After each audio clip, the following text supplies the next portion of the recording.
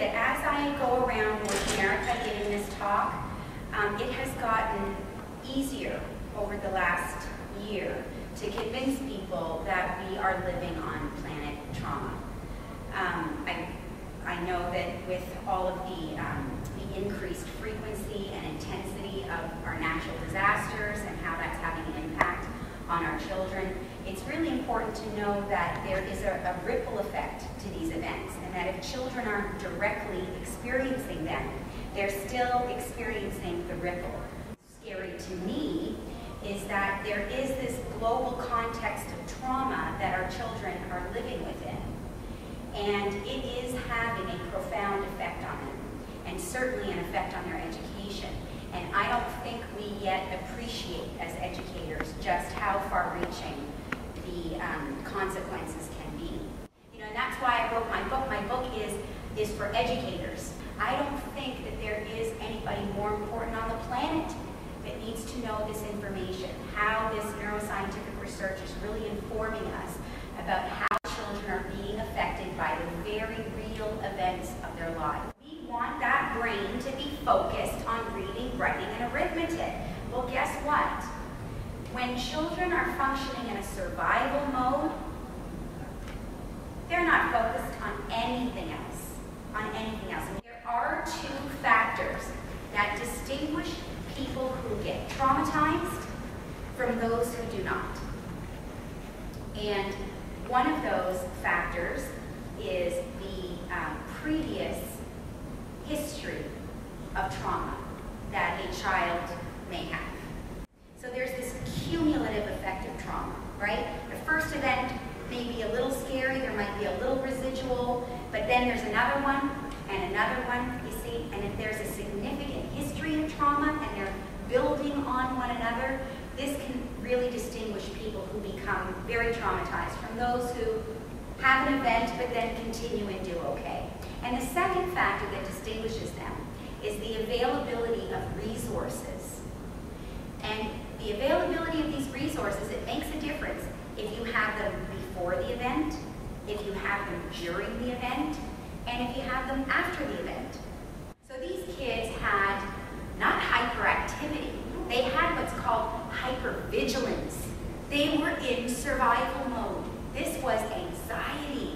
This was something entirely different that Ritalin or any other kind of psychostimulant, even antidepressant, would have exacerbated. So there's an event, there's an impact on the brain and nervous system, and then there is whether or not for that particular person that impact gets resolved or not, okay? But there's always a physiological impact. And you can't be too young to be traumatized. I do need to make that point. It doesn't matter if you're in the womb, if you're firstborn, you know, if it's in the first months of your life or the first years of your life. You don't have to be able to talk about a trauma in order to be changed by it. There's something called implicit memory, and that is that our body has a memory of its own. I call it cellular memory, other people call it cellular memory or body memory. But something terrible happens, and you have this impact on your central nervous system and your autonomic nervous system. For some kids, that doesn't go anywhere. It stays there.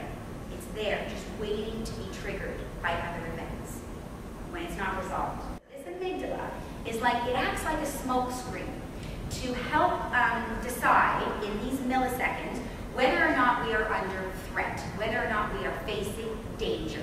And when the amygdala decides very quickly that we in fact are under threat, it sends messages to the rest of the brain very quickly to prepare for this survival mode, this fight or flight mode. So what that means is the amygdala says, okay, old brain, you're on, let's go. And what it tells the neocortex, or the newest part of our brain, is you can shut down. We don't need you for this process. In fact, you interfere with this process. Well, guess what the neocortex is responsible for? Everything we need for school. This is called a kindling effect. Kindling. When that amygdala is turned on and doesn't stop sending the message of fear. This is precisely, neuroscientifically now, this is precisely what it means to be living in a constant state of fear. You know, we need to be looking at resolving the trauma, not medicating the symptoms. Because these are the kids, again, that we have that medications aren't working. They're on the wrong stuff, you know, so what do? We just keep trying to change the medication, or we build these little cocktails, right? They end up on 2 or 3 different kinds of things. They need something to fall asleep at night and something to get them up in the morning. I mean, it really becomes very scary what happens to a lot of these children, because we are misunderstanding that we need to go back to the beginning of the story, find the source, resolve the source, and then you're going to see these symptoms go away. Because what I want you to know is a lot of those diagnoses are considered lifelong problems that are only going to be managed by medication and therapy. That's what the medical community wants us to believe, I'm afraid to say, in many cases, is that this is a condition now. Once they get this label, they're stuck with it. And people believe they're always going to be. Not so. With kids who have been traumatized, you resolve the original sources of the anxiety and the difficulty, and this isn't a lifelong condition. It's resolved. You're healed, the symptoms go away, and you move on with your life. Very importantly, the language of these different parts of the brain. This old part of the brain, its language that it understands is sensations, because as you can imagine, those are what are most important to survival, right? What are you seeing that looks dangerous? What are you hearing that's making you afraid? What are you sensing in your body, right? When you get those tingles and you know that you're in danger. All of these sensations, right? When you're in survival mode, you care about body language, facial gestures. Am I under threat right now? You're looking around to make sure you're not in danger. So sensations are extremely important. That's the language of this brain. Okay? And when you're in that constant state of fear, that's what's lit up like a Christmas tree. If you were to see it, an image of the brain, you would see that these kids who live in fear, that's the part of the brain that's really lit up. And of course, this newer part is what's shut down. You won't see any action or activity in that part of the brain. So it's sensations that they're really processing all the time, and nonverbal information. The new part of the brain, the language that the neocortex speaks, as you can imagine, because remember, this is all about school functioning. It's words. The language of this part of the brain is words. So what you need to know is, when this part of the brain is shut down, what is it that your students can't process? Your words.